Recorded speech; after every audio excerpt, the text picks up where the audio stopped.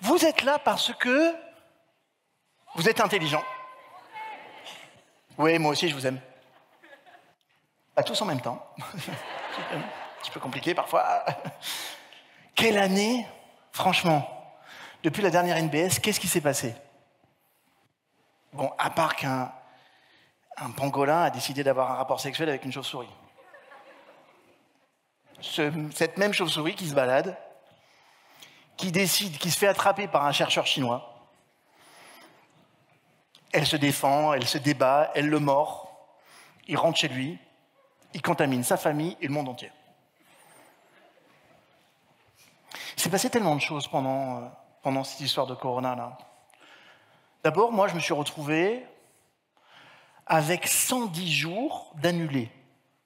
C'est-à-dire, j'ai eu 110 jours de formation, de conférences d'annulés. Je n'avais jamais eu autant de temps pour moi, devant moi. C'est flippant. Non, pour un hyperactif, c'est flippant. Tu te dis, qu'est-ce que je vais faire? Je me suis posé beaucoup de questions par rapport à ça. Qu'est-ce que je fais de ça? J'ai du temps qui m'est offert. Vous savez combien de fois dans notre vie, on nous a dit « J'aimerais me poser, j'aimerais avoir du temps pour moi, je suis débordé, j'en peux plus, entre ma vie en Israël, la vie au Canada, la vie en France, mes exigences, les startups, les... » Coronavirus. Franchement, j'ai kiffé ce corona. Bon, j'ai pas kiffé les conséquences naturellement dramatiques de la perte des personnes par rapport à ça, mais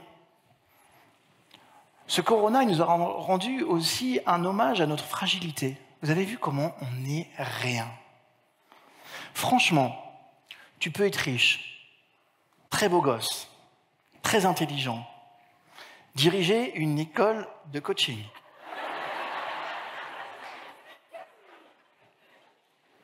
Être conférencier, tu peux choper le corona, hein? Bon, je ne l'ai pas chopé. Non, et de nombreuses fois, le corona est venu me voir. J'ai négocié. J'ai négocié. Ça pour vous dire qu'en fait, l'être humain est fragile, mais plus encore, la vie est fragile. Vous savez, ce qui est intéressant quand même, c'est que pendant cette période, moi, j'ai vécu des choses incroyables en termes d'ascenseur émotionnel. J'ai doublé le chiffre d'affaires de ma société. Je vous expliquerai pourquoi et comment. Et j'ai dû enterrer un ami qui est parti du cancer avec la lourde tâche de filmer sa mise en terre en Zoom.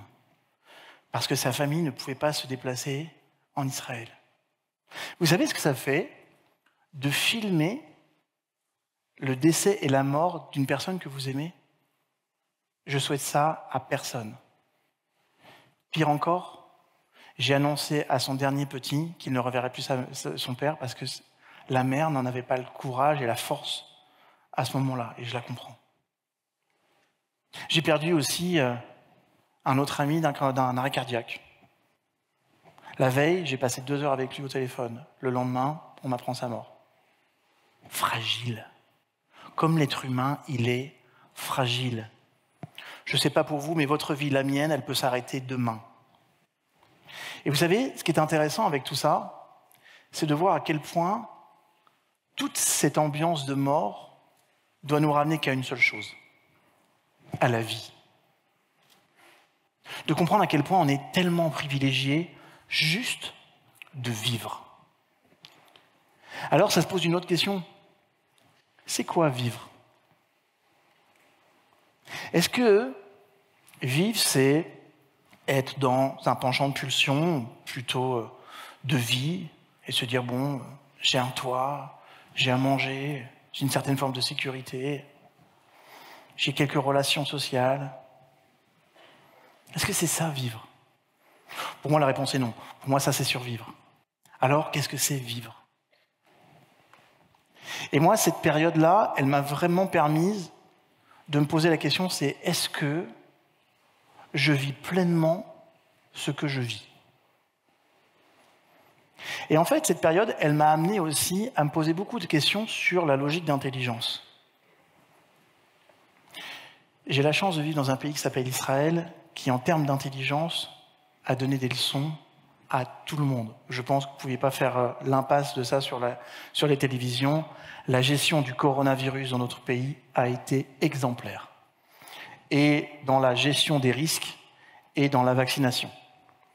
Nous, ça fait déjà plusieurs semaines qu'on ne porte plus les masques, que tous les commerces sont réouverts, que l'économie explose. Tout ça, c'est une question d'intelligence. Mais en fait, ça veut dire que, pour moi, vivre et être intelligent sont deux choses qui sont particulièrement connectées. Parce que pour vivre et pour bien vivre, il faut être profondément intelligent. Et l'intelligence, ce n'est pas quelque chose, obligatoirement, qu'on va nous offrir dans la vie.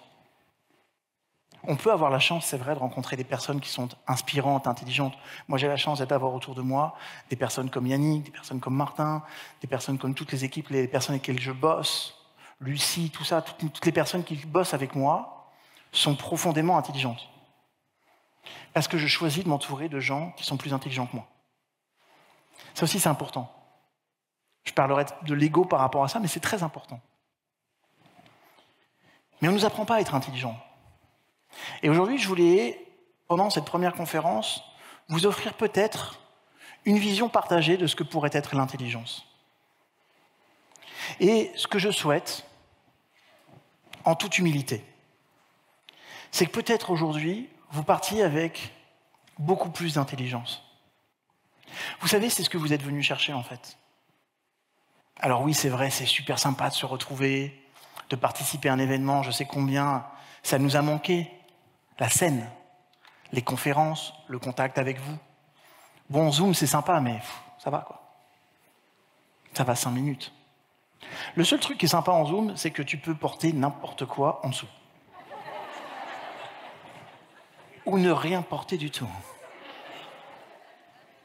Ce qui te donne une certaine forme de liberté. Qui, un jour, aurait pu croire que tu pouvais donner une formation de neurosciences avancées à moitié à poil, sans qu'aucun stagiaire ne le sache.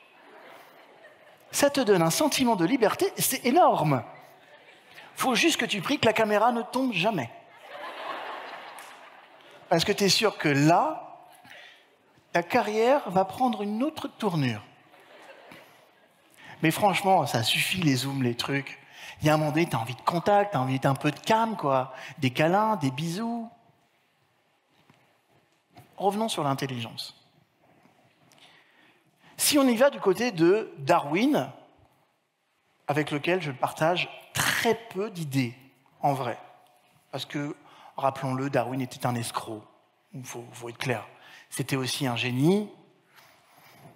Mais à mon avis, à un moment donné, il y avait un problème d'ego avec ce monsieur. Donc, il a décidé de falsifier un petit peu les résultats pour être sûr qu'il pouvait rester dans sa notoriété. L'ego. Mais en tout cas, une des choses qui est juste, c'est que l'intelligence, c'est l'adaptation.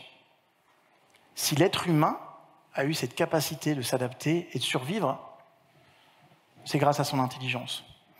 Et quoi qu'on pense, les complotistes ou les anti-vaccins, il y a eu beaucoup d'intelligence sur ces 12 derniers mois pour trouver une solution permettant de retrouver une vie normale.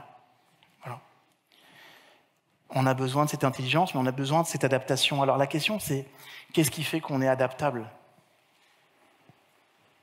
Vous avez remarqué que tout a changé? J'étais à Stockholm la semaine dernière et je travaille avec un très grand groupe de logistique, l'un des plus grands groupes mondiaux, et on travaillait sur toute la stratégie, la refonte de la stratégie de cette société, parce que la particularité de ce groupe, c'était de travailler avec les grands groupes. Et en fait, c'est intéressant, parce que ce groupe me disait que les grands groupes projetaient toujours les indices de développement jusqu'à 2 ans. En clair, ils sont capables de savoir si une entreprise comme Samsung ou Apple ou d'autres grands groupes, ce qu'ils vont faire en termes de stratégie, parce que derrière, il faut assurer une logistique. Quand vous avez Samsung qui va sortir, comme c'est marqué sur le Grand Rex, le S21 5G Ultra, et que tout le monde le veut, vous imaginez la logistique que ça représente derrière. Et ça, ça se prépare. Et eux te disent, on n'a plus 2 ans devant nous. On a à peine une visibilité à 3 mois. Et le grand dirigeant de cette société de me dire, David, pour les grands groupes, ça va être un charnier sur les 2 prochaines années. Nous devons changer notre stratégie. On a travaillé une semaine, de 8h jusqu'à minuit tous les jours, juste pour qu'à la fin, ils puissent se dire, voici notre nouvelle stratégie. Nous ne pouvons plus travailler avec les grands groupes, ils ne sont plus fiables financièrement. Et si on repose notre stratégie sur les grands groupes, notre société va mourir. Donc on a travaillé. Mais ça veut dire qu'en fait, ce qui existait avant, ce qui nous rassurait hier, ne fonctionne plus. Je ne sais pas pour vous, mais pour moi, quand j'étais jeune, et encore il y a quelques années, mes parents me disaient « David, fais comme ton frère, jumeau. » Un jumeau, c'est un moi en double. Voilà. Qui vit une vie que tu aurais pu avoir. Ok ? Et mon frère, lui, il a pris une stratégie de toujours travailler dans les grands groupes. Et mes parents me disaient « David, fais ça, c'est génial !» Moi, j'ai senti les craintes de mon frère quand, à l'aube de ses 50 ans, il commence à comprendre que peut-être, s'il perd son boulot, il serait dans une mer de noir. Parce qu'il ne retrouverait pas obligatoirement les mêmes qualités, le même niveau de salaire, les mêmes avantages, et surtout, la même vie. Qu'en plus, il n'est pas calibré dans son mindset pour aller immédiatement dans le vecteur entrepreneurial. Parce que c'est un mindset, c'est un métier, c'est une idée, c'est une vocation, c'est un sacerdoce, entreprendre. Bon, vous l'avez compris, vous êtes tous des entrepreneurs ici. Vous savez combien il est difficile d'entreprendre et combien ça nous demande d'être intelligent. Alors, pour être adaptable, il faut être intelligent. Pour être intelligent, il faut d'abord définir les différentes formes d'intelligence. D'accord ? Il y a un monsieur qui s'appelle Howard Gardner qui avait commencé à donner plein d'intelligence, notamment l'intelligence. Alors on sait qu'il y a l'intelligence mathématicologique, qu'on mesure à travers le QI, et qui encore reste une référence mondiale pour beaucoup de gens, surtout en ce moment avec tout l'avènement des HP, des HPE, tout le monde a envie de se faire mesurer son QI. Voilà. Parfois, on va vite se rendre compte que mesurer un QI, ça sert à rien. Et que parfois même avoir un QI élevé, ne te garantit absolument pas, voire t'assure de ne pas être heureux. D'abord, je vais vous dire une chose, je n'ai très rarement vu des surdoués très heureux. Ah, il y a un surdoué. Pourquoi ? Parce qu'on a pris les choses à l'envers. Par exemple, si vous allez dans une école de surdoués, très souvent, ils vous disent « Hey, t'es surdoué ? Utilisons ce côté surdoué chez toi. » Mais non, l'être humain, il a besoin d'équilibre. Pourquoi augmenter quelque chose qui est déjà potentiellement non seulement élevé, mais qui quelque part peut être handicapant ? Mais non, apprends-lui l'intelligence émotionnelle. Parce que quelqu'un qui est surdoué, il va avoir du mal avec ses émotions. Parce qu'il est toujours dans de la cognition rationnelle. Alors il est détaché de ses émotions. Mais plus tu te détaches de tes émotions, plus elles sont envahissantes. Plus tu te détaches de tes émotions, et plus tu mets en place des stratégies d'évitement pour justement éviter ces émotions. Donc en fait, tu n'es pas adapté à la situation qui est en train d'arriver, tu es en train de l'éviter. Donc en vrai, tu es inadapté. Maintenant, quelqu'un qui va s'adapter en permanence à son développement et à la réalité, sa démarche, ça s'appelle la maturité. Donc revenons sur cette forme d'intelligence. Alors, Gardner, il avait parlé de l'intelligence mathématicologique, l'intelligence naturiste, l'intelligence musicale, l'intelligence des langues. Super intéressant. Mais les neurosciences vont nous apporter un regard très différents sur la logique d'intelligence, et particulièrement les neurosciences appliquées. Parce qu'une fois encore, dans l'univers des neurosciences, vous avez toute la recherche clinique qui est passionnante, mais qui pourrait très bien ne pas servir à grand-chose. Si ce n'est dire que tu es chercheur en neurosciences. Ce qui est plutôt pas mal, hein. En soirée, ça claque. Hein. Franchement, dans un cocktail, tu fais chercheur en neurosciences, logiquement, on t'offre un verre. Et la minute d'après, dit « Ma grand-mère, elle a Alzheimer. Je peux vous parler ?» Okay. En revanche, quand tu fais de la neuroscience appliquée, tu dis « Ok, est-ce que ça, dans le monde réel, on peut le vivre ?» Et moi, ça, je trouve ça profondément excitant. Et c'est pour ça que j'ai pris le parti de prendre cette orientation. Parce que ce qui m'intéresse, c'est de répondre à un mot qui s'appelle la concrétude. Nous avons besoin de rentrer dans le concret, dans le réel. Encore plus, nos générations à nous. Parce qu'on est des générations de « je veux tout ». Je veux une vie de couple super épanouie. Je veux un épanouissement personnel et émotionnel parfait.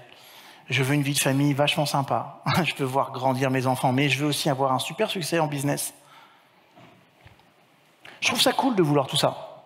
Et pour moi, j'aime bien cette logique de dire, plutôt que d'avoir ou, je veux et. Voilà. Je peux et avoir une vie de couple sympa, et avoir une vie de professionnelle épanouissante, et m'épanouir physiquement, émotionnellement. Je peux avoir tout ça. Tout. Mais ça repose sur des stratégies qui vous demanderont d'être plus intelligent. La première intelligence dont vous aurez besoin, c'est l'intelligence émotionnelle. Parce que tout part de là. Vous pouvez penser n'importe quoi, vous êtes le fruit de votre vie émotionnelle. Si vous ne savez pas gérer vos émotions, vous aurez des difficultés dans tout ce que vous allez programmer dans votre vie. Parce que si tu n'es pas capable de gérer tes peurs, qu'est-ce qui va faire que tu oseras décrocher le téléphone pour appeler ton prochain rendez-vous? Parce que si tu ne travailles pas sur cette peur-là, tu n'oseras jamais. Si tu ne travailles pas sur tes différents désirs et de comprendre que certains sont justes, d'autres sont malsains, tu peux avoir des comportements déviants et partir sur des chemins de travers qui vont t'amener dans des endroits où, quoi qu'il arrive, même si tu réussis, tu te planteras. Il y en a qui ont fait les frais. Hein. On connaît des gens qui étaient dans une phase ascendante, qui pouvaient diriger, par exemple, l'une des banques les plus puissantes du monde, avec un avenir politique prometteur, et qu'on fait basculer leur vie parce qu'ils n'étaient pas capables de gérer leur kiki.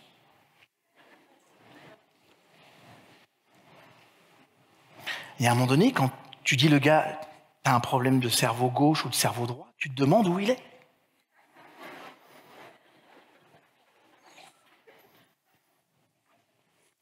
C'est juste important de comprendre que tu peux être la personne la plus intelligente du monde, tu peux être la personne la plus instruite du monde, tu peux avoir le pouvoir entre tes mains. Si tu n'as pas d'intelligence émotionnelle, t'es rien. Pire, donne du pouvoir à un faible, ça devient un tyran. Tous les tyrans du monde sont juste des faibles au niveau émotionnel. Vous les prenez tous un par un. Quand vous allez chercher dans leur histoire, vous allez voir que les mecs, parce qu'au passage, toujours des hommes. Je dis ça. Je dis ça. Mais tous les tyrans de l'histoire, d'abord, sont des hommes. Dommage pour nous. Ok ? J'espère que l'histoire changera un jour, juste pour équilibrer. Et la deuxième des choses, c'est on voit tous dans chacun de leur histoire des moments de faiblesse. Des moments de faiblesse qu'ils n'ont pas su travailler. Des blessures intérieures qu'ils n'ont pas su gérer. Tout ce que vous êtes est le fruit de la façon dont vous gérez vos émotions. Donc je m'étais dit une chose, ça pourrait être bien aujourd'hui que je partage avec vous un peu de ce que sont ces émotions et surtout comment ça se crée une émotion. Et puis surtout, vous donner des pistes de réflexion pour pouvoir avoir un rapport émotionnel complètement différent. C'est vrai que très souvent on vous dit, tu sais, allez, change d'état interne.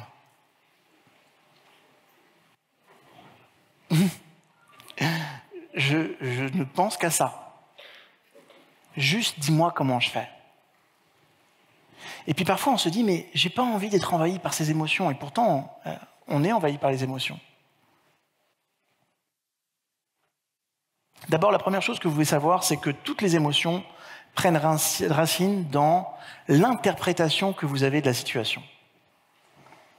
C'est très important ce que je suis en train de vous dire. Toutes les émotions prennent racine dans l'interprétation que vous donnez d'une situation. En clair, la conclusion que vous tirez de ce que vous vivez va déjà conditionner la façon dont vous allez ressentir tout le reste. Vous pouvez prendre n'importe quelle situation, vous prenez 20 personnes en face de vous, il y aura peut-être 20 façons différentes de gérer la situation. Pourquoi ? On est en train de vivre la même situation, logiquement on devrait vivre les mêmes émotions. Si on vit la même situation, mais qu'on ne vit pas les mêmes émotions, c'est quoi le delta entre deux ? L'interprétation. L'interprétation de ce que je fais de la situation. Maintenant, imaginez ça. Juste d'en prendre conscience vous donne un pouvoir extrême. Parce qu'à chaque fois que vous n'êtes pas bien par rapport à une situation, posez-vous la question, quelle est l'interprétation que je fais de ce qui se passe ? En clair, quel regard je donne à ce que je suis en train de vivre ? Ça s'appelle développer sa conscience émotionnelle, en fait, à travers une logique de conscience situationnelle. C'est-à-dire que je vais m'arrêter un instant et me dire « Hey, je suis en train de vivre quelque chose. C'est quoi la vraie bonne façon d'interpréter ce que je suis en train de vivre ?» C'était intéressant. Vous savez, pendant le coronavirus, très tôt, on a lancé un mouvement qui s'appelait « Fuck Coronavirus ». C'était plutôt sympa. Franchement, on a eu une grosse adhésion. Plus de 30 000 personnes nous ont suivis sur ce mouvement. Dessus, il y avait 150 heures de sport. J'ai appelé tous mes potes. Voilà, tous mes potes. Je leur ai dit, les gars, le monde entier va rentrer en confinement. Venez, on évite les suicides. Donc, j'ai un pote qui avait monté un truc qui s'appelle Z Fitness. Il a mis gratuitement à disposition plus de 150 heures de cours sportifs. Il y avait tout le sport que vous voulez. Du yoga avec différents niveaux, du fitness. On a mis 150 heures de développement personnel. Yannick a donné beaucoup. On a donné ensemble plus de 100 heures dessus de développement professionnel. Pour ceux qui avaient besoin de... Tous les jours, il y avait un podcast vidéo et tous les jours, il y avait un expert qui intervenait sur un domaine qui pouvait être l'éducation des enfants et tout ça. Grosse participation, c'était énorme. Mais ce qui était très intéressant, c'était les témoignages. De voir que beaucoup des personnes qui suivaient Fuck Coronavirus étaient en train de perdre leur boulot. C'est pour ça qu'à un moment donné, on avait orienté aussi beaucoup sur comment retrouver un travail, comment favoriser ou renforcer un CV, comment se remettre sur le marché, comment Yannick avait été intervenu aussi sur la logique de réseautage, sur utiliser cette période pour faire du réseautage. Mais c'est intéressant de voir qu'à chaque fois, tu avais deux possibilités en face de toi. Ou bien il y avait des personnes qui étaient complètement dépitées avec le sentiment d'avoir tout perdu, ou bien cette capacité de dire « Hey, j'ai une opportunité devant moi, il faut que je rebondisse pour faire quelque chose qui me plaît enfin. » Dans les deux cas, ils ont perdu leur boulot. Maintenant, posez-vous la question. Lequel de ces deux personnes va réagir mieux, plus vite et plus fort? Tout est une question d'interprétation. Quand vous avez envie de poser une action et qu'à l'aube de cette action, il y a le fameux truc qui coince là, posez-vous la question, c'est quelle interprétation, à ce moment, j'ai de l'action que je vais poser? Et vous allez voir que si vous rentrez dans cette conscience-là, vous allez déjà commencer à modifier toute votre structure émotionnelle. Parce que, je vous le dis mes chouchous, le pouvoir du libre arbitre, il n'est que là. Je pense qu'il n'est pas ailleurs. Le vrai libre arbitre, il est de choisir consciemment ce que je vis dans l'instant et de lui donner une orientation. Tout le reste n'est qu'une proposition. Et c'est un vrai pouvoir. Le problème, c'est que ce pouvoir, on ne l'utilise pas assez, ou jamais. Parce que trop souvent, on est dans une réaction émotionnelle, une sorte de pensée téléguidée, de schéma structurel qui réagit inconsciemment. Mais là, ce dont on a besoin, là, c'est de la conscience, en fait. C'est de se dire, hey, je me pose un instant, je me récupère, qu'est-ce que j'ai envie d'interpréter de cette situation? Comment j'ai envie de vivre cette situation-là? Parce que la façon dont je vais interpréter ce qui se passe là maintenant, ça va conditionner tout le reste. Donc le premier niveau de pouvoir émotionnel que vous avez, c'est l'interprétation. Usez-en. Tout le temps. Souvent. Et plus vous allez le faire, plus vous allez rentrer dans ce qu'on appelle la conscience émotionnelle, et plus à un moment donné, plutôt que de rentrer dans un schéma automatisé de tous vos schémas émotionnels, l'inconscient, lui, va vous donner le pouvoir de dire « Viens, on stoppe ». Et je vous rappelle qu'un stop, c'est se taire et observer patiemment. Régulièrement, faites des stops. Je me tais, j'observe patiemment. Qu'est-ce qui se passe? Qu'est-ce que je suis en train de vivre? Qu'est-ce que je ressens? Et surtout, si ce que je ressens est le fruit de mon interprétation, c'est quoi mon interprétation? Vous savez que les schémas mentaux que vous avez, alors d'abord, votre système de croyances, qui va conditionner cette interprétation. 80% de vos croyances vous ont été transmises. Là aussi, on pourrait parler de ça pendant des heures et de se dire, et si je décidais de changer mon système de croyances? On en parlera peut-être tout à l'heure lors de la prochaine conférence. Je veux juste que vous preniez un instant, que vous détendiez vos épaules et que vous preniez conscience du pouvoir de l'interprétation.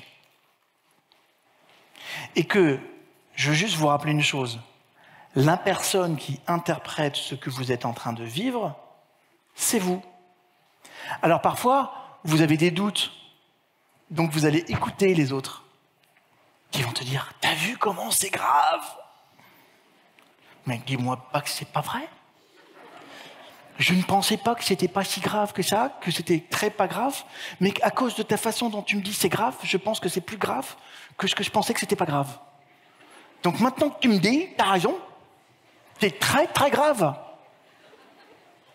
Et dis-moi pas que c'est pas vrai, que c'est pas plus grave, que c'est pas grave, que plus grave encore que tu pensais que t'étais grave. Et si tu rencontres une autre personne qui dit, t'es trop grande, avec des personnes qui vont, alors les pires, ceux-là vous les fuyez. Hein. Les personnes qui vont dire, je vais te dire un truc, c'est pour ton bien. Ouais, vous pouvez. Alors, le c'est pour ton bien, vous lui dites, ta gueule, je ne veux pas t'entendre, mets ton masque et dis rien devant. C'est pour ton bien, le gars est en train de te dire, écoute-moi bien, je vais te donner une interprétation personnelle de ta situation personnelle, mais je te demande que ta situation personnelle intègre ma vision personnelle pour que tu rentres dans quelque chose d'impersonnel, pour que ta personne devienne qui je suis, parce que je suis exceptionnel. Et toi, tu dis, d'accord, je vais le faire.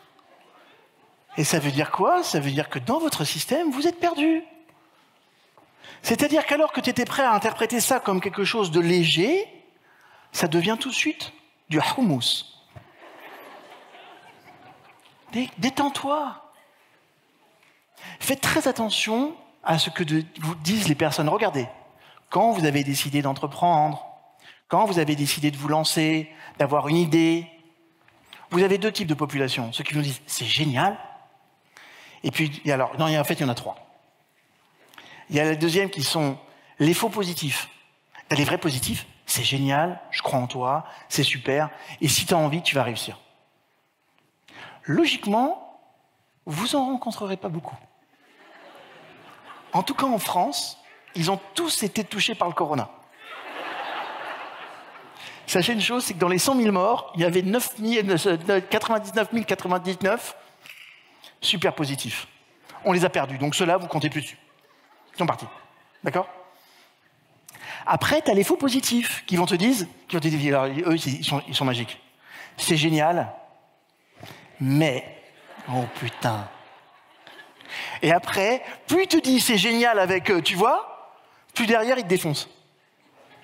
Les faux positifs. Et puis tu as les vrais négatifs. Ça ne marchera jamais. Tu as le droit d'y croire. Ça ne marchera jamais. Oh, t'es pas le premier. Et en plus, ceux-là, là, ils ont une liste de références exceptionnelles. Tu te rappelles, Gérard? T'es comme toi. Positif, sympa, il avait envie, entrepreneur. Regarde où il est, Gérard.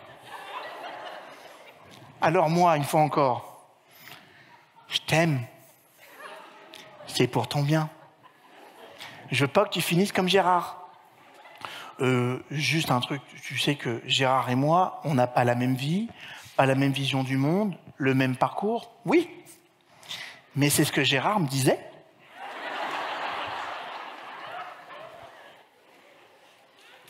Fuck. Il y a un moment donné, l'interprétation, elle t'appartient. Donc s'il y a une chose que je voudrais vous rappeler, c'est que autour de vous, il y aura des briseurs de vie exceptionnels. Et il y a des vrais professionnels. Vous devez apprendre à vous en protéger. Et pour apprendre à s'en protéger, c'est de rentrer aussi dans cette conscience qui est une conscience de soi. De se dire, tu sais quoi qu'il arrive, la seule personne qui a le droit de me dire que je peux réussir ou échouer, c'est moi. Parce qu'en vrai, la seule personne qui va réussir ou qui va échouer, c'est vous. Et ce que vous obtiendrez comme résultat est le fruit de toutes les autorisations et permissions que vous serez données ou pas. De toutes les actions que vous avez ou pas posées. De toutes les réflexions que vous avez ou pas menées. Nous sommes les premiers responsables de notre réussite. Ça ne veut pas dire qu'obligatoirement nous sommes les seuls. Mais si vous portez cette responsabilité, je vous jure d'une chose, ça va vous filer un pouvoir de réalisation dont vous n'imaginez pas encore la puissance dans votre quotidien. Parce qu'il y aura toujours des briseurs de rêves. Il y aura toujours des personnes qui vous disent « Tiens, mais dis-moi, Bob, il est bien dans sa peau, hein? Il a perdu son boulot, mais il est bien, lui, hein? Il a l'air bien, il est frais, il a des projets, il a des idées, il est entreprenant, il est ambitieux. » Pas comme moi. Il fait chier, ce Bob. Maintenant, il y a l'ego. L'ego qui dit « Hey, tu vas quand même pas laisser ce Bob te ridiculiser. » Bah oui, excuse-moi, ego, mais je suis pas ambitieux, j'ai pas de projet. Il fait chier, Bob. Je te donne quelques petites astuces. Écoute-moi bien. Tu vas aller voir tous les autres autour de Bob et tu vas dire que Bob est dans l'erreur. Si tu te permets de juger Bob et qu'il est dans l'erreur, ça veut dire que tu es mieux que Bob. Donc, va juger Bob négativement et tu verras que tu vas te sentir mieux tout de suite. Je peux quand même pas faire ça. Si, tu peux. Et tu vas le faire. Parce que comme tu n'es pas quelqu'un qui s'occupe de sa vie, tu ne fais pas de développement personnel, tu es un loukoum. Donc, Bali, maintenant tu m'écoutes, et va voir Bob et défonce-le. Si tu le défonces, tu te sentiras mieux. Et toi, tu es avec Bob? Ça va, Bob? Dis donc, Bob, j'ai appris que tu voulais créer ton entreprise. C'est complètement con. Bob. Et pourquoi tu veux faire un truc pareil? Bob, je crois que tu es complètement immature. T'as vu le marché, Bob, en ce moment? T'as vu combien c'est dur? T'as pas le sentiment qu'en tant que père de famille, tu fais une grosse erreur, tu fais prendre des risques à beaucoup de personnes? Moi, je te le dis personnellement, je pense qu'une personne responsable ne fait pas un truc pareil. Maintenant, ça ne regarde que moi. Et là, le mec dit, je me sens mieux. Je suis médiocre. Je suis une grosse merde, mais je me sens mieux quand même. Et des gens comme ça, vous en rencontrerez tous les jours. Parce que vous savez quoi? Quand tu es bien dans ta peau, quand tu es ambitieux, quand tu as envie d'avancer, quand tu as envie de te réaliser, quand tu es positif, quand tu es sympa, quand tu es gentil, ça fait chier le monde. Parce que tu représentes seulement 10% de la population. Mais oui! Tu fais chier! Mais t'es sympa! Je me rappellerai tous les jours, c'est exceptionnel. Je suis avec ma formatrice, on va à Casablanca. Énorme. Et donc à l'époque, j'avais mon institut de coaching de formation qui était à Casablanca. Et on revient, et on va pour prendre l'avion, et on voit une queue interminable devant l'avion. Et les gens qui hurlent. Donc j'imagine que l'information qu'ils reçoivent n'est pas très intéressante. Et donc on arrive devant l'hôtesse qui nous dit « Ah ouais, bonjour monsieur, j'ai le regret de vous annoncer que le vol que vous aviez prévu, il est annulé. Et que plutôt que de partir ce matin à 11h, vous allez partir ce soir vers 22h. » Super. Ouais, monsieur, je pense que vous avez donc pas compris que l'avion, il est à 11h. Il est plus là, l'avion. Il est mort et seulement vous avez l'avion à 22h ce soir. Super. Ouais.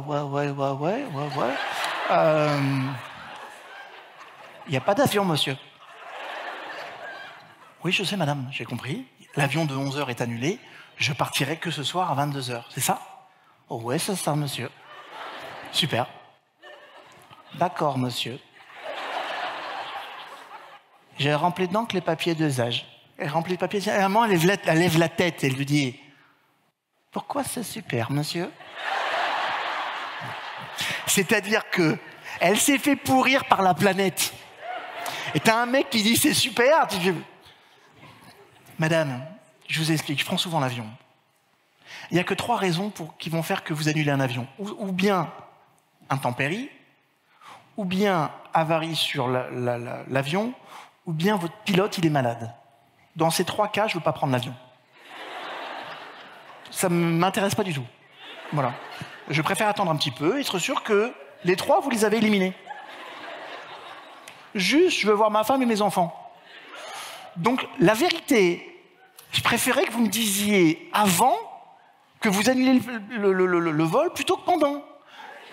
Imaginez que vous me disiez je suis désolé, nous avons oublié de vous prévenir que le pilote, il est malade. Qu'actuellement, il est en train de vomir et qu'il n'y a plus personne, mais que le pilote automatique, logiquement, là, c'est bon. Donc, vous savez quoi? Vous avez une belle mosquée, je vais aller la visiter, je vais prendre du temps, je vais faire des cadeaux à tout le monde. Le mal que les gens ils ont sur cette planète quand t'es sympa et positif.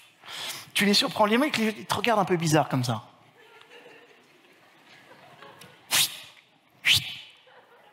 T'es dans un restaurant, tu dis « Hey, il y a un relou.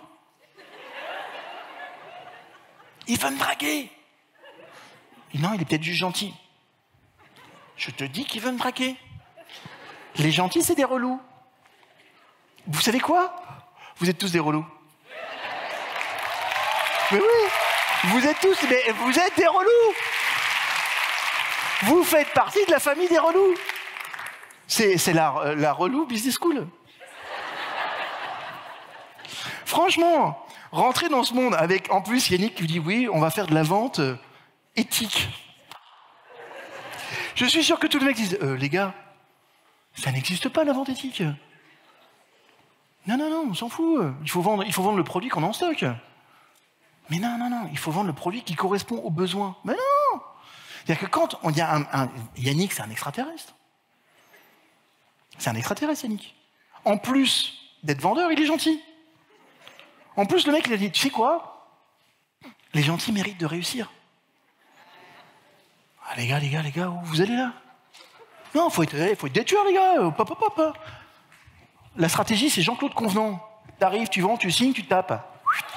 Et surtout, tu t'assures de tirer la feuille pour pas qu'il y ait de retour. Les gars, on vend. On vit dans ce monde-là quand même. Donc quand toi, tu vas débarquer avec ton envie de réussir, ta gentillesse, le fait que ton service, il change le monde. La vérité, tu vas faire chier. Et dans ces cas-là, vous retrouverez toujours en face de vous de l'hostilité. Donc faites très attention à cette logique d'interprétation, parce que cette logique d'interprétation, si vous n'êtes pas au clair avec celle-là, et si vous êtes fragile par rapport à ça, vous allez vous faire embarquer par tout le reste du monde dans leur vision du monde qui n'est plus adaptée. Je ne sais pas pour vous, mais moi je trouve limite dramatique, mais profondément salutaire, qu'on ait besoin d'écrire un livre aujourd'hui sur la gentillesse pour rappeler que nous aussi on a le droit de réussir. La vérité, je vais vous demander de lever la main. Vous avez le choix entre deux commerçants équivalents, aux services équivalents, aux produits équivalents. Mais il y en a un qui est sympa et gentil. Chez qui vous allez? Levez la main. Le gentil ou l'autre? Le gentil, levez la main. Guys. C'est-à-dire qu'aujourd'hui, on sait pertinemment que la gentillesse est tellement devenue une denrée rare que dès qu'on est en contact avec quelqu'un de sympa, on a envie de tout lui donner. Vrai ou pas? Et c'est la raison pour laquelle ce que vous devez faire, c'est d'intégrer cette logique de gentillesse, de service, de valeur humaine, comme jamais. Ça doit être votre premier vecteur de différence. Parce qu'aujourd'hui, on va chez ceux qui nous aiment le plus. On va chez les personnes les plus sympathiques. Parce que dans tous les marchés, quel que soit le marché qui existe aujourd'hui, on a le choix. On a le choix. Il y a plusieurs magasins qui proposent les mêmes produits, les mêmes services. C'est aujourd'hui, il n'y a plus un seul marché où il n'y a pas de l'hyperconcurrence. Donc c'est facile. Donc je vais choisir celui qui me convient le mieux. Celui qui va s'occuper le plus de moi. Celui qui aura la petite attention que les autres, ils n'ont pas. Et ça fait toute la différence. J'étais dernièrement, à Dubaï. Je ne connaissais pas du tout ce pays. Et la vérité, j'avais des a priori. Et j'ai été agréablement surpris par les Émiratis. Ils ont compris une chose. C'est que quand tu as un service élevé et la gentillesse qui va avec, les personnes n'ont qu'une seule envie, c'est de revenir. Et quand les personnes me disent « T'as vu la réussite, Dubaï, comment ça a progressé, comment t'expliques ça ?» Le service. Le service. Parce que tu as un service là-bas que tu avais peut-être dans le temps ici en France. Vous devez vraiment rester dans cette dynamique-là. Donc rappelez-vous, la première des choses, tout partira de la logique d'interprétation. La deuxième source de votre intelligence émotionnelle et de la puissance qu'il va y avoir derrière, c'est l'identification. Ça aussi, c'est un processus. L'identification, c'est cette capacité que nous avons de nous associer à ce que nous venons d'interpréter. Donc non seulement on peut avoir un défaut d'interprétation, mais en plus, on va considérer qu'on est la chose. Je viens de vivre un événement. Je décide de l'interpréter comme quelque chose de triste. Et après, je vais dire, je suis triste.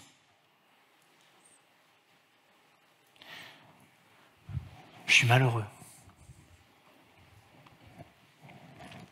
C'est pas vrai. Rien n'est plus faux.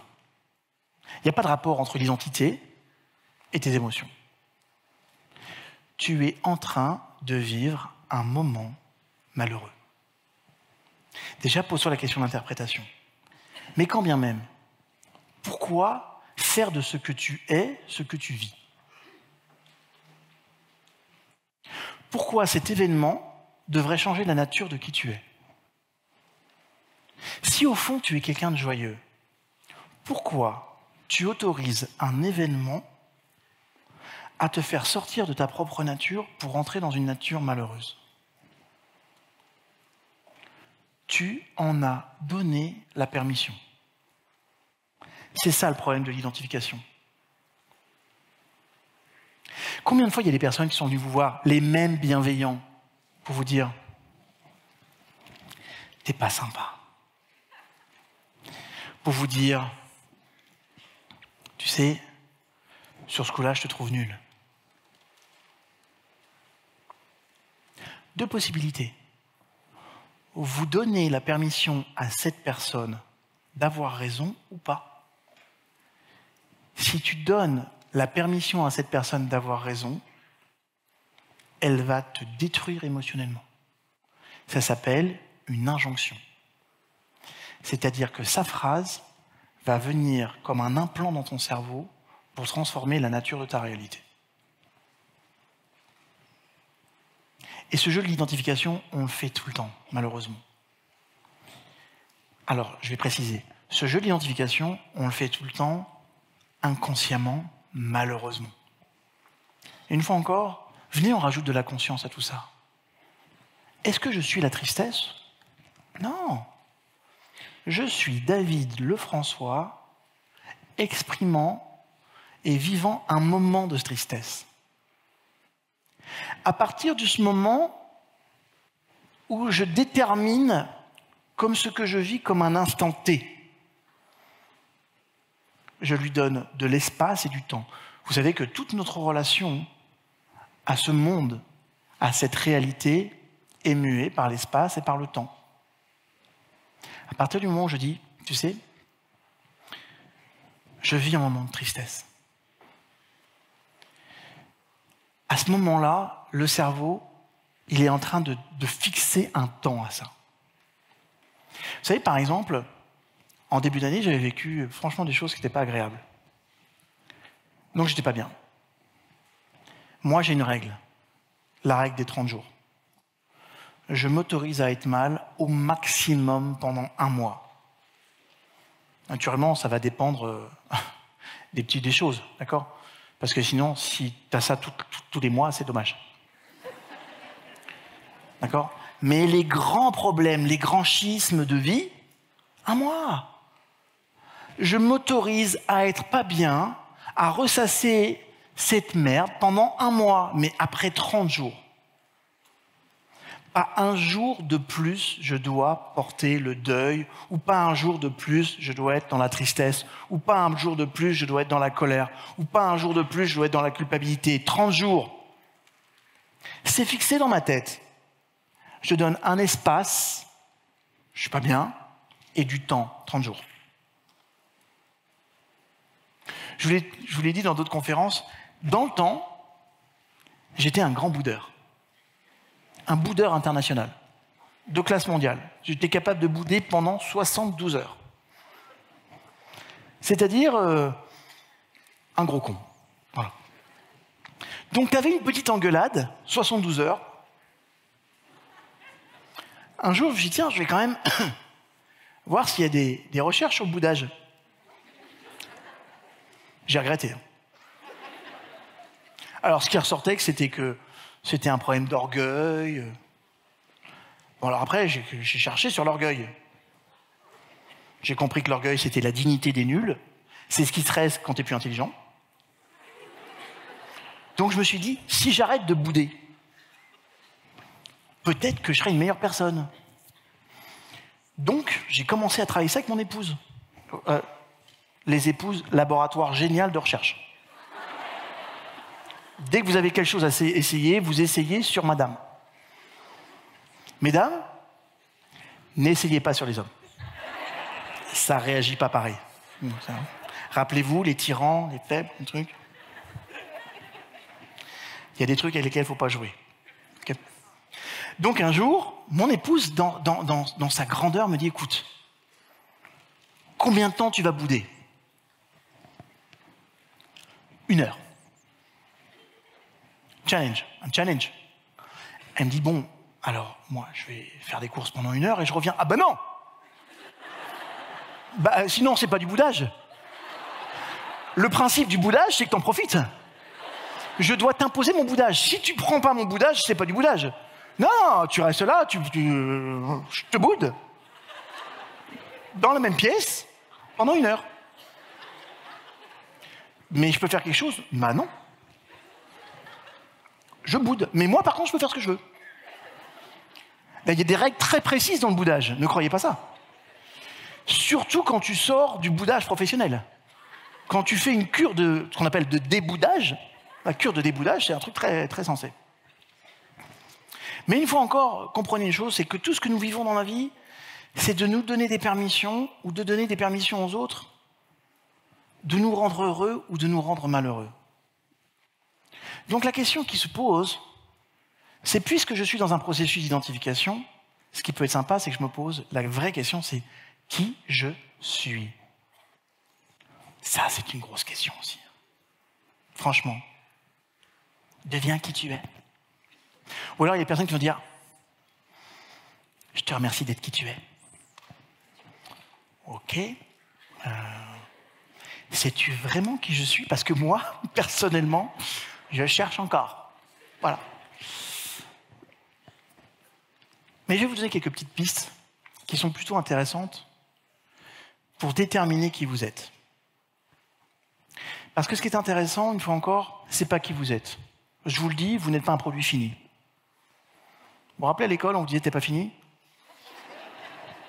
C'était vrai. Bon, il y en a qui vous disaient t'es fini à l'urine. Pour certains, c'est vrai aussi. Mais je crois que ce procès, on m'a tellement dit t'es pas fini que je crois que je l'ai intégré dans ma vie. Bien sûr que je suis pas fini. Je vous le dis, je ne suis pas l'homme que je rêverais d'être encore. J'ai encore du cheminement, j'ai encore de la réflexion, j'ai encore des envies de grandir, des envies de comprendre, des envies de m'améliorer, des envies d'abandonner certains schémas qui me déplaisent chez moi.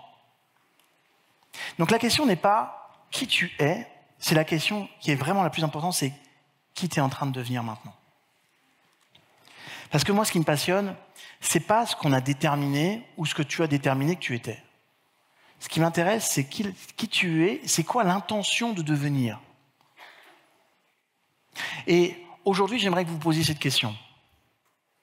Qui j'ai l'intention de devenir sur les 10, 15, 20, 30, 50 prochaines années? 100 peut-être, parce qu'avec l'amélioration... Oh yeah! Qui j'ai envie d'être en tant qu'époux, en tant qu'épouse? Qui j'ai envie d'être en tant que cette personne qui est inscrite dans la société? Qui j'ai envie d'être en tant qu'entrepreneur, en tant que dirigeant d'entreprise? Qui j'ai envie d'être en tant que personne au cœur de ma communauté? Qui j'ai envie d'être? Parce que ce que je suis, c'est ce que je vais laisser. Vous savez, on a tous un point commun. Ça, c'est sûr, on le partage tous ensemble, on va tous mourir. Pour certains, plus rapidement que pour d'autres. Alors justement, ce qu'on gardera de vous, si toutefois c'est une question qui vous intéresse, ce qu'on gardera de vous, c'est pas obligatoirement ce que vous avez fait. On le citera comme une référence intéressante. Mais ce qu'on gardera de vous surtout, c'est qui vous étiez. Et ce que vous étiez, ce que ça a permis à d'autres d'être. C'est important que vous posiez cette question, c'est qui j'ai envie d'être. Si demain, je devais assister à mes propres obsèques, ce qui se passe dans tous les rituels chamaniques du monde entier, même en France. Vous savez qu'on avait des chamans en France, vous saviez ça ou pas? On a des chamans en France, ça s'appelait des sorciers ou des sorcières, dont l'étymologie veut dire la source. Ils étaient à la source. Bon, ça n'a pas plu à l'Église à l'époque, ils s'en sont débarrassés. Mais comprenez que dans toutes les stratégies chamaniques, ils ont tous le même rituel, qui est d'assister à tes obsèques et d'écouter ce qu'on est en train de dire de toi. Il y en a même qui font ça sous des champignons hallucinogènes. Résultat violent, mais profondément interpellant. Parce qu'il y a une vraie question, si vous voulez savoir qui vous êtes, posez-vous la question de ce qu'on retiendra de vous. Le jour où vous disparaîtrez, qu'est-ce qu'on dira de vous? Qu'est-ce que vous aurez transmis à travers la personne que vous êtes? pas à travers les choses que vous avez réalisées, on s'en fout. Ce que vous faites n'est qu'un prétexte pour être le reflet de ce que vous êtes. Vous me suivez? Donc ce que tu fais doit refléter en vrai la volonté profonde de ce que tu es en incarnant ce que tu fais. Et si vous êtes dans cette logique-là, vous comprenez qu'en fait, ce que vous êtes n'est qu'un prétexte. C'est qu'un prétexte. C'est qu'un prétexte pour démontrer ce que tu es. Donc posez-vous la question, qui vous avez envie de devenir? Quel genre de personne? Qu'est-ce qu'on dira de vous?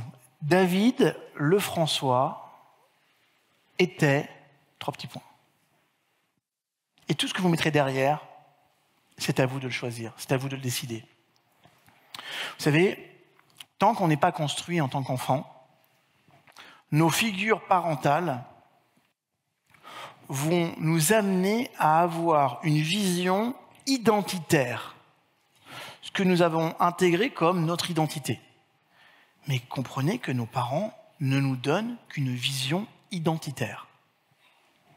La question c'est, est-ce qu'on l'achète? Est-ce qu'on la prend? Et est-ce qu'on la maintient et on s'y conforme comme jamais?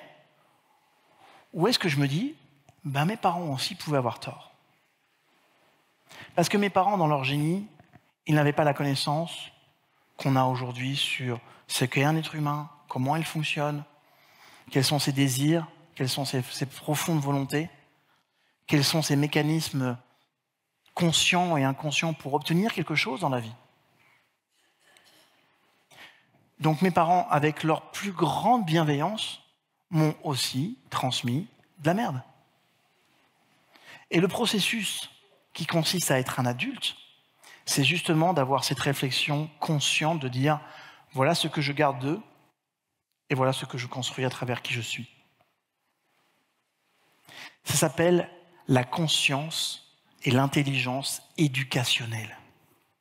Une autre forme d'intelligence.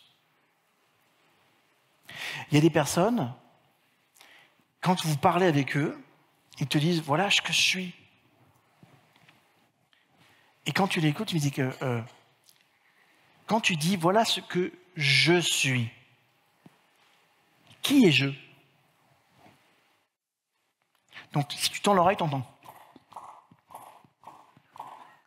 C'est des neurones qui éclatent. Est-ce que c'est vraiment toi qui dis ça? Ou est-ce que c'est toi qui dis ça en retour de ce qu'on a dit de qui tu étais en termes d'image?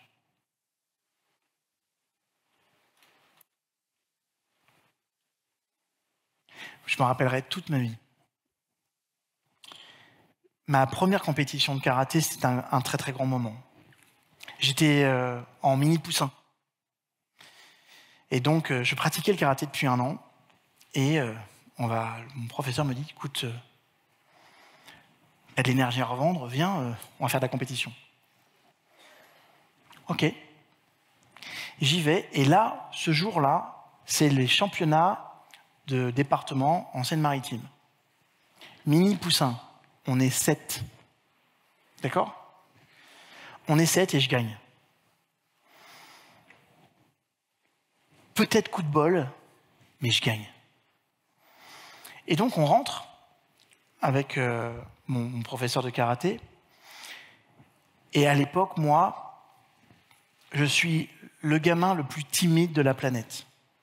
C'est-à-dire que tu ne pouvais pas m'adresser la parole. D'abord, je ne répondais pas. Et ensuite, dès qu'on me parlait, je baissais la tête et je regardais le sol. Je connais le sol de Seine-Maritime par cœur.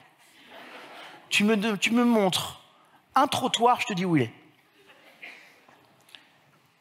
Et dans la voiture, il me dit, t'es content de toi? Tu te rends compte? Première compétition, premier. Ouais. Quoi, ouais? Première compétition, premier. Non, parce que les personnes qui ont une estime basse et stable dans cette bassesse ont le sentiment que quand ils réussissent quelque chose, c'est jamais de leur faute. C'est la faute des autres. Et il me dit, mais tu comprends pas? T'es premier. de ton département. T'es un petit champion. On était 7. Hein. Ah, c'est ce que tu penses? Bah oui, on était 7, donc... Et là, il dit plus rien. Et on prend une... J'habitais une petite ville qui s'appelle Déville-les-Rouen, à côté de la ville de Rouen.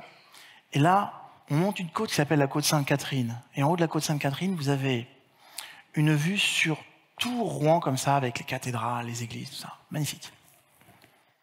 Et je vois qu'il prend cette route-là. Je me dis, bon, c'est pas vraiment la route de la maison. Et à un moment donné, il arrive en haut de ce monticule, puis il sort de la voiture. Viens avec moi. Donc je sors. Il me dit, qu'est-ce que tu vois là? Jusqu'où tu vois?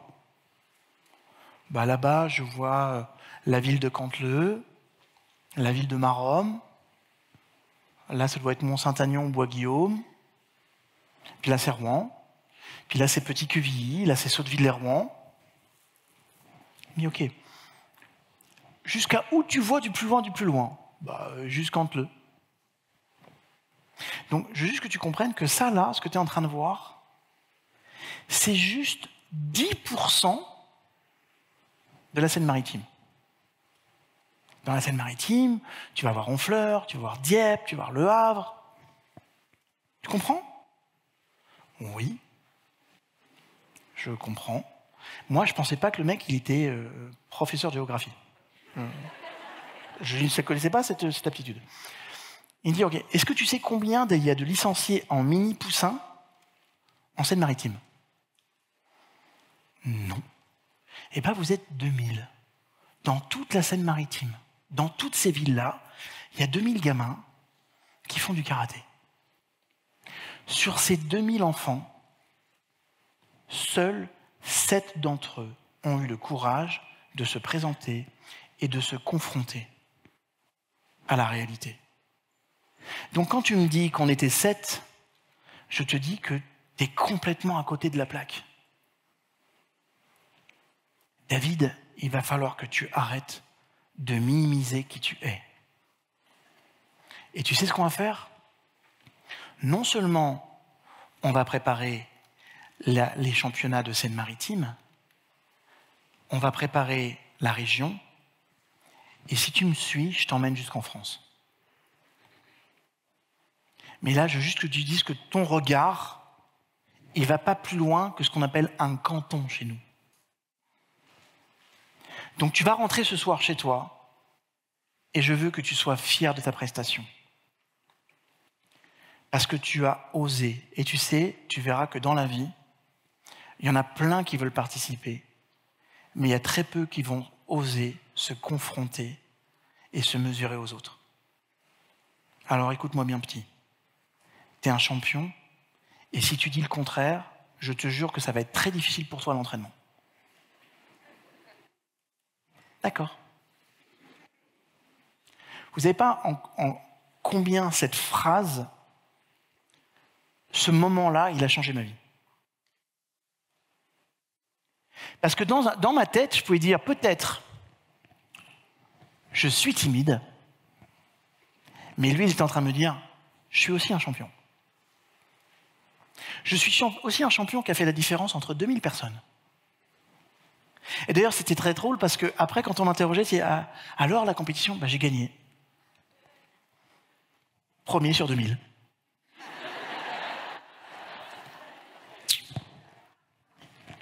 Vous savez ce qu'il a fait? Il a changé non seulement l'interprétation de ce que j'étais en train de vivre, mais il m'a offert aussi une identification qui était beaucoup plus positive. Je remercie Dieu tous les jours d'avoir rencontré cet homme. Il m'a mis sur une voie qui m'a permis d'avoir des apprentissages, de travailler sur moi, de me transformer, d'évoluer, de grandir, de m'enrichir, de rencontrer l'autre. Et je suis sûr que sans lui, je ne l'aurais jamais fait. Et c'est juste important de comprendre que tout ça là, c'est une question qui repose sur l'interprétation et sur l'identification. Cette même personne, un monsieur qui s'appelle Brice Cataldi, Brice va me dire un jour, David, tu sais que Il me dit, on peut en parler comme ça. Je dis, moi, je suis timide. Il me dit, bah, tu n'es pas obligé de le rester. Non, enfin, Brice, je suis timide. Je te dis, tu n'es pas obligé de le rester.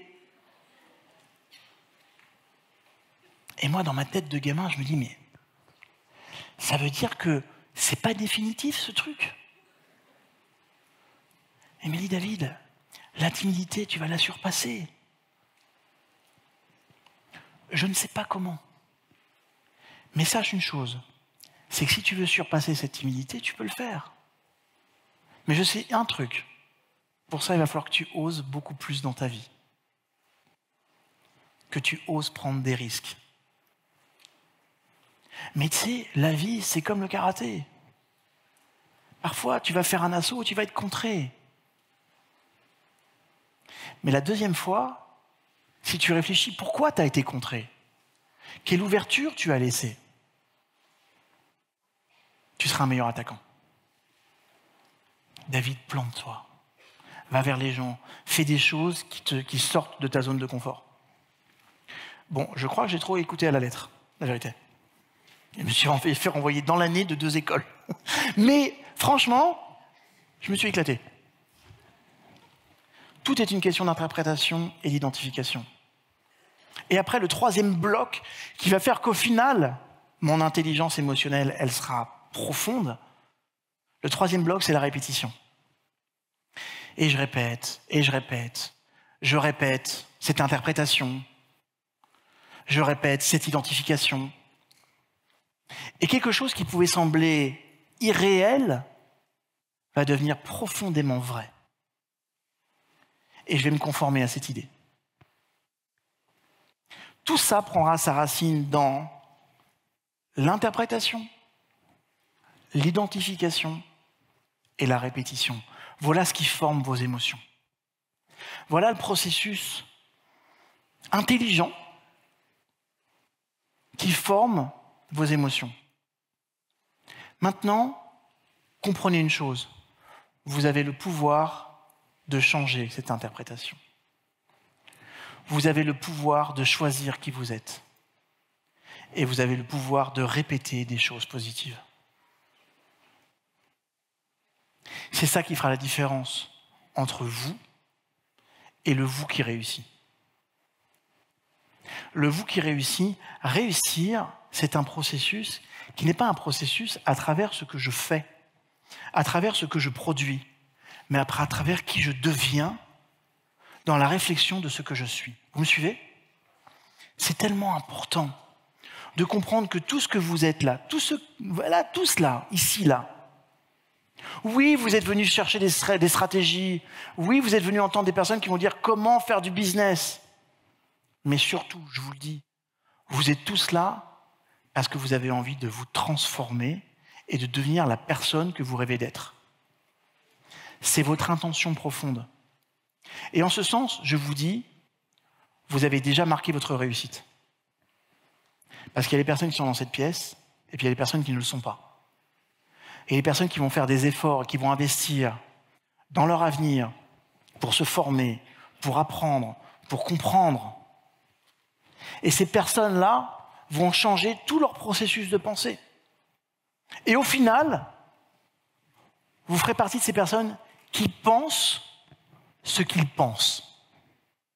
Mais voyons donc, David. Comment tu peux dire un truc pareil que tu penses qu'il pense? Si je pense, c'est que je pense ce que je pense. Faux! Il y a des personnes qui pensent et qui n'agissent pas en conséquence. D'accord? Quand tu penses quelque chose et que tu agis en conséquence, quand tu penses quelque chose et que tu dis cette chose, d'accord? Donc il y en a qui pensent et qui disent ce qu'ils pensent. Il y en a qui pensent et qui agissent en fonction de ce qu'ils pensent. Quand tu penses et que tu dis ce que tu penses, et que tu penses et que tu agis ce que tu penses, alors tu penses ce que tu penses. Ben, je vais revenir, c'est sûr. Je reviens. Il y a des personnes qui pensent un truc, mais te disent le contraire. Tu penses que ta femme, elle est habillée comme un sac. Mais vous avez le droit de le penser si c'est vrai. Non, mais parfois, là, pas ma femme, les autres. Parfois, on peut avoir un défaut de goût, le fameux fashion faux pas. Tu as le droit de te planter, tu as le droit de faire une erreur. Regardez ma coupe de cheveux. Non, mais franchement, non, mais je vous le dis, une erreur complète. Elle a une histoire, cette coupe de cheveux. L'histoire de cette coupe de cheveux, ça s'appelle l'orgueil. Non, je vous explique. J'ai acheté le dernier coupe-cheveux de Brown. Vous savez, le rasoir de Brown. Sur le paquet, super. Le problème, c'est que je voulais me couper une petite partie des cheveux qui était ici. Et donc, je me mets devant la glace et je regarde le chiffre dans la glace. Mais le chiffre est inversé. Donc, quand je crois que je monte le truc au maximum, je le mets à 0,05 mm. Et je fais ça. Non, parce que moi, je suis direct. J'ai un rapport à ma vision capillaire qui est très particulière. Et là, il y a une touffe de cheveux qui tombe. Tu te retournes et tu as une autoroute.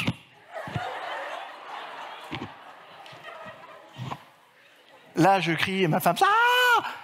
Au secours! Et quand elle arrive, son regard va m'amener dans une interprétation qui est pire que celle que j'avais.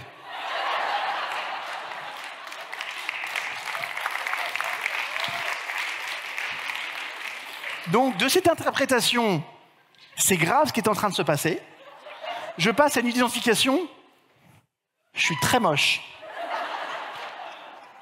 Là, comme je ne suis plus du tout dans ma gestion émotionnelle, elle me dit, mais David, qu'est-ce que tu as fait? Mais qu'est-ce que j'ai fait? J'ai pris ce rasoir à la con et j'ai fait... T'inquiète, je rattrape. Elle dit, non, mais David, laisse comme ça, on va demain aller chez un coiffeur. Oh, c'est bon, je fais... Hey, oh, c'est moi quand même. Et là, elle me regarde comme ça.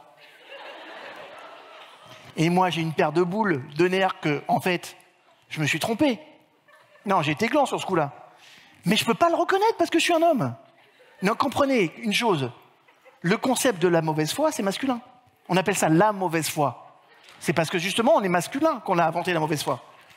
Sinon, on aurait dû dire le mauvaise foi. Mais ça ne marchait pas, la mauvaise foi. Donc là, je suis là, et à un moment donné, elle me regarde, elle prend juste son iPhone, elle fait... David, juste...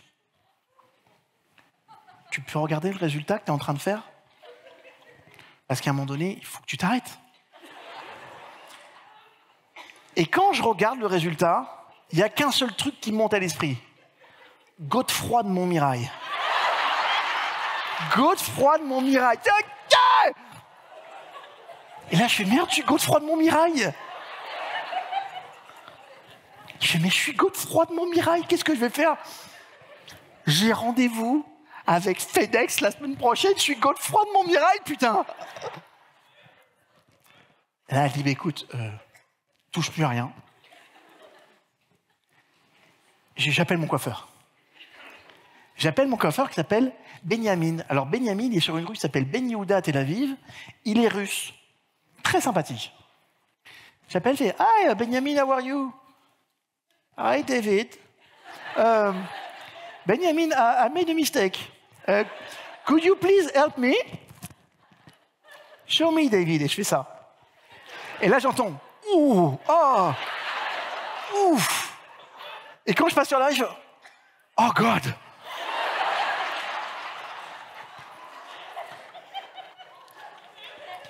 Benjamin, please tell me you can help me. Because I make pee on me right now. David,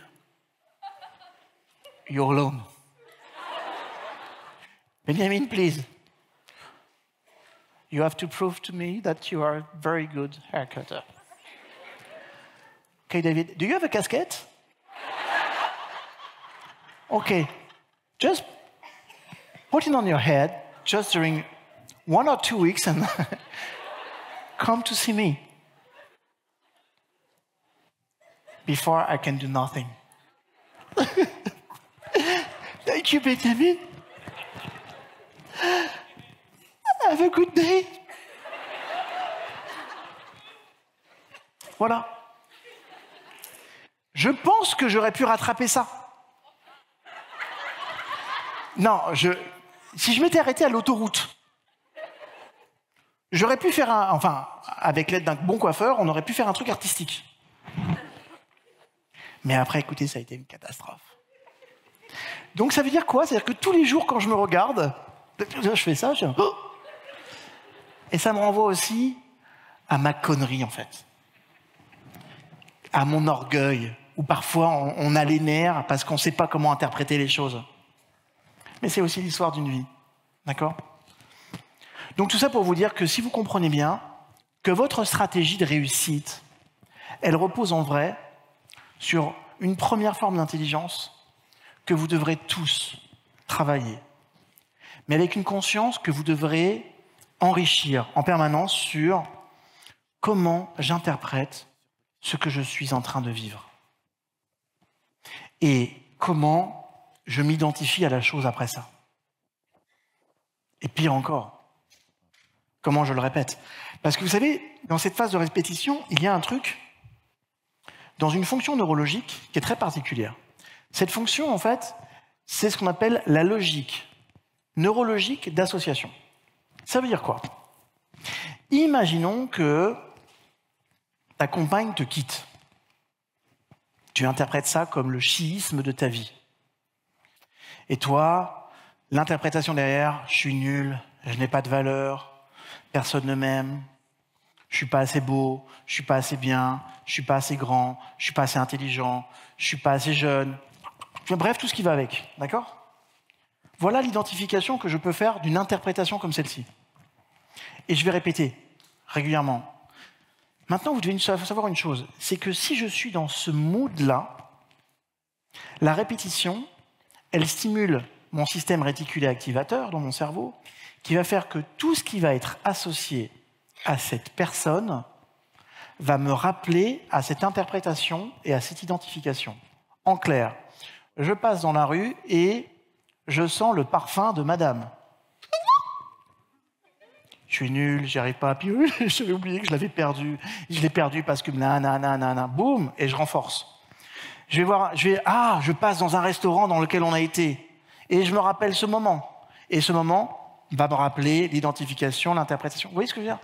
C'est-à-dire que le processus de répétition, il va être profondément facilité par cette logique associative neurologique. Vous me comprenez? Donc ça veut dire que si tu ne fais pas attention à ton interprétation, si tu ne fais pas attention à ton identification, tu peux être sûr que ta répétition, ça va se faire tout seul. Et tu as besoin de rien faire, absolument rien faire pour que les choses se répètent. C'est pour ça que vous devez développer une conscience supérieure. Vous voulez réussir? Bien, mais franchement, faites-le. Mais votre réussite, elle s'appuiera sur votre capacité, la capacité que nous avons tous à être de plus en plus conscients sur de quelle façon j'interprète ce que je suis en train de vivre, et surtout, si je devais lui donner une interprétation intelligente qui me tire vers le haut, ce serait quoi? Qui me tire vers le haut, ce serait quoi? Et ensuite, une fois que j'ai fait cette interprétation, c'est qui ça m'invite à devenir comme personne. Et vous allez voir que si vous prenez le temps, juste un peu plus de temps, à comprendre ce processus, à vous investir dans ce processus, et à lui donner une direction consciente, vous allez voir que la plupart des émotions que vous allez vivre dans votre vie, non seulement resteront positives, mais vont être enrichissantes. Parce que tout ça, là, c'est le terreau de toute votre intelligence émotionnelle. c'est la première des choses que vous devez travailler. Demain, tout ce que vous allez avoir à faire va être confronté à des interprétations personnelles. J'ai envie, j'ai pas envie. J'ai peur, j'ai pas peur.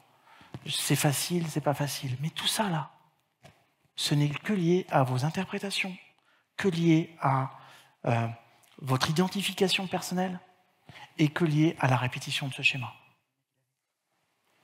Si vous comprenez ça, écoutez-moi bien, et que vous investissez, je vous fais une promesse. Non seulement vous allez avoir la surprise de vous rendre compte que vos émotions, elles vous portent, que vos émotions, elles vous enrichissent, mais qu'en plus, et ça c'est le grand cadeau, vous allez les transmettre.